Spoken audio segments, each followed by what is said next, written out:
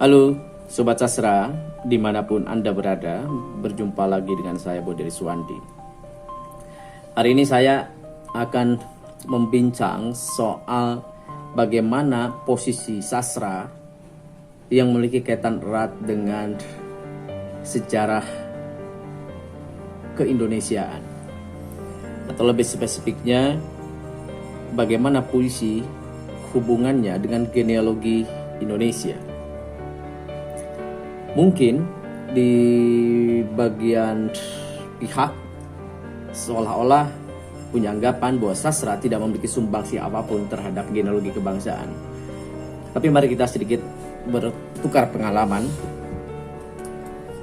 Dulu sebelum ada negara ini bernama Indonesia, kita masih mengenalnya Nusantara. Jadi terdiri dari berbagai macam suku, ras, agama, dan sebagainya. Nah, kita belum mengenal bagaimana situasi semangat nasionalisme. Semuanya primordialisme itu masih tinggi. Lalu kita pernah membaca banyak riwayat kesejarahan bagaimana Kongres Pemuda kedua tanggal 28 Oktober 1928 itu, Perhimpunan Pelajar-Pelajar Indonesia PPPI itu, kemudian mereka berhimpun untuk membuat satu rumusan tentang konsep negara ini ke depan. Nah, di situ ada Pak Sugondo, ada M. Yamin, bahwa semangat Sumpah Pemuda ini dengan harapan mampu memperkuat semangat para pemuda di seluruh Nusantara. Kemudian M. Yamin bahwa semangat Sumpah Pemuda itu tidak terlepas dari ikatan-ikatan sejarah, kemudian bahasa, adat istiadat, pendidikan, dan yang terakhir kemauan. Nah, para pemuda-pemuda cerdas ini mereka berkumpul untuk menyatakan sikapnya agar kemerdekaan bisa dicapai. Tanpa persatuan itu nihil, kemerdekaan bisa dicapai. Maka harus ada satu formula. Formulanya kemudian terumus di dalam teks Sumpah Pemuda yang isinya kurang lebih seperti ini. Kami putra dan putri Indonesia mengaku bertumpah darah yang satu, tanah air Indonesia. Kami putra dan putri Indonesia mengaku berbangsa yang satu, bangsa Indonesia. Kami putra dan putri Indonesia menjunjung bahasa persatuan, bahasa Indonesia. Nah, khusus yang berkaitan dengan kesusastraan, misalnya lihat pada poin ketiga dari teks Sumpah Pemuda, menjunjung bahasa persatuan, bahasa Indonesia.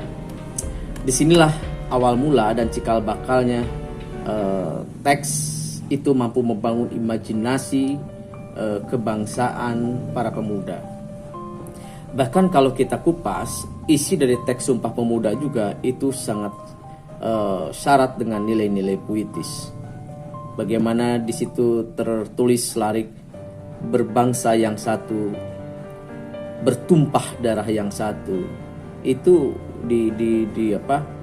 ditegaskan dengan pilihan-pilihan kata yang sangat padat, ternas, dan kuat. Nah, dari sinalah awal mula bahwa satu genealogi bangsa ini, negara ini bisa terlihat dari poin Sumpah Pemuda.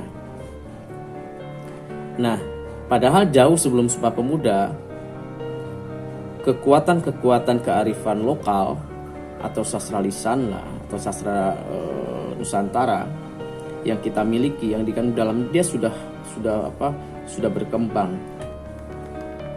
Bahkan secara leluhur turun-temurun disampaikan lewat lisan dari satu generasi ke generasi berikutnya. Kita pernah mendengar dongeng, kita pernah mendengar mantra, jampi-jampi, dan sebagainya. Itu adalah bukti bahwa puisi sejak awal sudah ada sebelum bangsa ini mengenal namanya menjadi negara Indonesia. Itu sekilas ya. Lalu di dalam khasanah kedaerahan, saya ingin mengutip saja beberapa yang tersebar di etnis Sunda, suku Sunda. Misalnya kita sering mendengar nyanyian-nyanyian rakyat yang tersusun rimanya sangat apik, bunyinya teratur dengan baik. Misalnya lagu cing ciripit tulang bajing kacapit kacapitku bulu pare memencosna. Itu sampai hari ini kita tidak tahu siapa yang menciptakannya. Tapi teks itu kemudian nempel dari generasi ke generasi. Itulah kekuatan sastra lisan, puisi lama. Bukan hanya sekedar lagu sebetulnya, bahwa itu salah satu upaya bagaimana nenek moyang kita menciptakan satu permainan dengan kekhasan memilih katanya itu mengandung ajaran-ajaran dan siloka. Dalam Cing Ciripit misalnya, itu bagaimana kita dituntut untuk bertanggung jawab ketika mendapatkan pekerjaan harus selesai, dan pekerjaan itu salah satunya kolektif. Nah, kan di dalam tradisi Cing Ciripit 3 jari misalnya begini. Lalu siapa yang tidak terangkat jari terakhir pada lagu tadi dia jepit, maka dia yang bertindak harus sebagai pencari. Artinya ada momentum satu kerja yang tidak instan. Setiap perlakuan itu ada prosesnya. Kemudian ada lagu misal ayang-ayang gung goong narame menaki wastanu nu jadi wadana, dan seterusnya. Tahukah siapa yang menciptakan itu? Ya nggak tahu kan, semuanya anonim. Nenek moyang kita lebih senang menyembunyikan namanya dan lebih nikmat ketika karyanya kemudian tersiar di banyak telinga, banyak mata, banyak pesona dan sebagainya. Dan usianya itu sampai hari ini kan masih berkembang, masih ada. Bahkan masih menjadi tutur temutur yang dilakukan oleh generasi-generasi muda. Tahukah kemudian apa isi dari teks Ayang-Ayang Gung itu? Di situ sudah sangat kritik sosialnya sangat luar biasa, kritik terhadap politiknya sangat keras. Meskipun dibungkus dengan diksi-diksi yang kuat. Misalnya seseorang yang ingin mencapai pada kekuasaannya selalu saja menghalalkan banyak cara.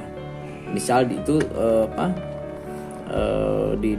dimaknai di dalam satu larik ruket yang kumpeni, misalnya di dalam larik Ayang-Ayang Gung gitu. Selalu memberikan nilai-nilai imajinasi yang kuat.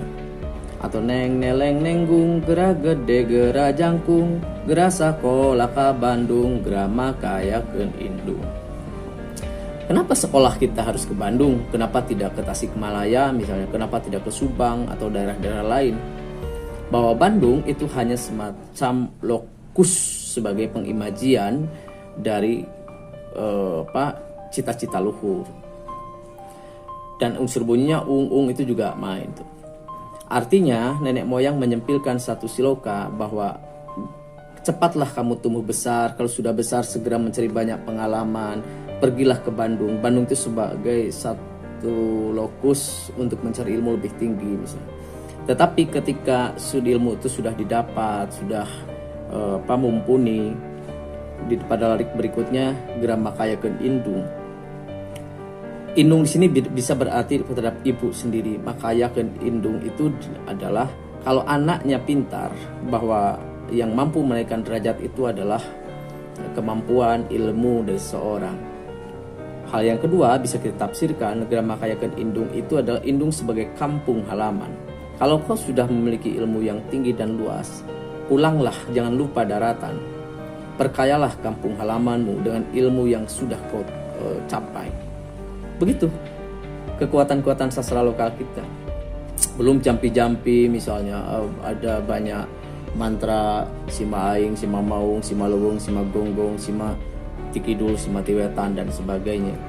Atau bleg tambleg rambut anjeun sakuleut iga. Pilihan-pilihan katanya mengandung unsur-unsur mitis, menggetarkan, menakutkan dan sebagainya. Dalam istilah Ernest Cassirer itu disebutkan dengan Mysterium Trescendum et Fascinans. Itu memanggil sesuatu yang memanggil dengan menggetarkan, menggelora, menakutkan dan sebagainya. itu unsur mitis. Jadi sejak awal sastra itu sudah tumbuh sebagai genealogi kebangsaan kita.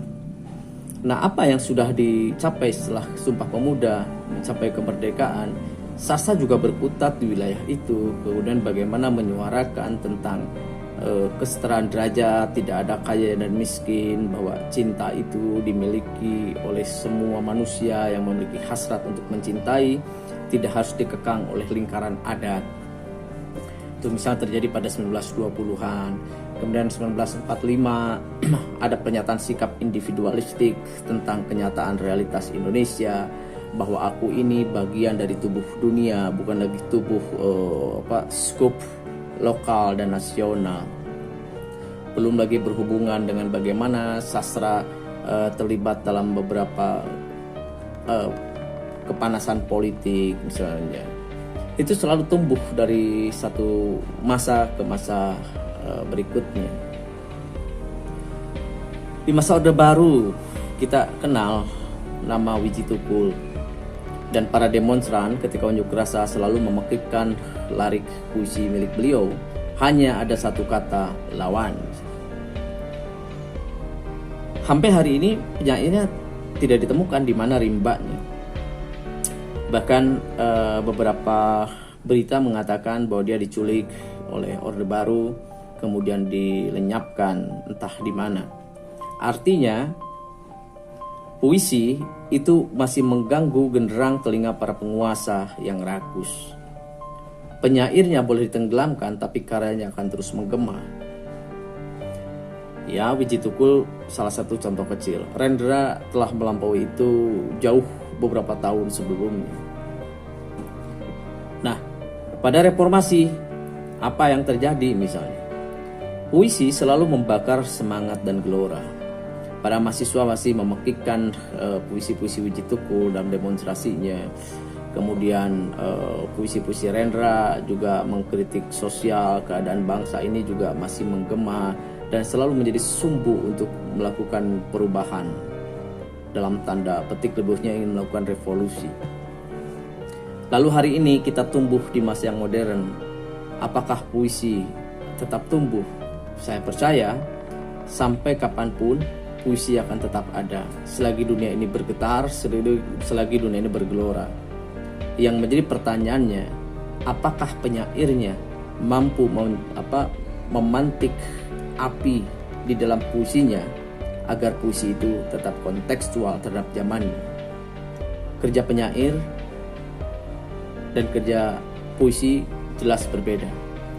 Penyair punya misi bagaimana puisi itu mampu membangun, menggelorakan situasi perubahan, dan puisi dia akan selalu bergema ketika sampai pada tangan-tangan penguasa, pada tangan-tangan rakyat yang lapar, pada tangan-tangan yang ingin memerlukan perubahan. Bukan hal yang aneh sebetulnya. Para negarawan dunia juga sudah menyatakan bukti-bukti kekonkretan dari karya sastra itu. Misalnya John F. Kennedy mengatakan untuk meluruskan saluran politik yang bengkok, maka puisi adalah jalannya. Begitulah teman-teman, genealogi kebangsaan kita. Sebuah sastra memiliki sumbangsih yang besar terhadap berdirinya bangsa Indonesia. Namun hari ini kita patut pertanyakan, masih banyak kalangan yang menyimpan karya seni atau sastra pada tilam keberapa. Padahal kalau kita jujur, karya sastra itu atau sastra itu adalah seni. Oleh sebab itu di tiap-tiap universitas ada sekolahnya, ada jurusannya. Maka harus dengan berani kita mengatakan bahwa sastra sama pentingnya dengan ekonomi, sama pentingnya dengan politik, sama pentingnya dengan hukum, sama pentingnya dengan budaya, sama pentingnya dengan psikologi dan sebagainya. Sastra adalah ilmu. Kalau kita meresapi satu lagu kebangsaan kita, Indonesia Raya, Wage Rudolf Supratman, sebelum membangun badannya, yang pertama dia tulis adalah bangunlah jiwanya. Sastra tidak terlihat membangun secara fisik, tetapi fisik itu akan kropos, tidak dibangun oleh tiang-tiang jiwa yang kuat. Di jalan sunyi, sastra akan selalu bergema. Terima kasih. Assalamualaikum warahmatullahi wabarakatuh.